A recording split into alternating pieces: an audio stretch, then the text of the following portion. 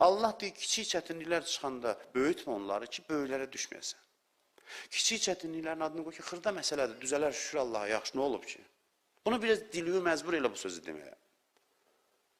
Mən keçmişdə demişəm, adam var, çox demişəm, Ramazan ayı xütbələrində. Valla salam verməyə peşmansan. Deyəcəm ki, kaş mən buna salam verməzdim. Ağzını açır şikayətlə. Bir təhər yaşayırıq da, adı yaşamaqdırsa bunun nəyər. Filan şey, həyat belədir, filandır. Adam deyir ki, mən qələt elədim, sənə salam verdim. Kaş mən səndən, çünki o yoluxdurur adamda.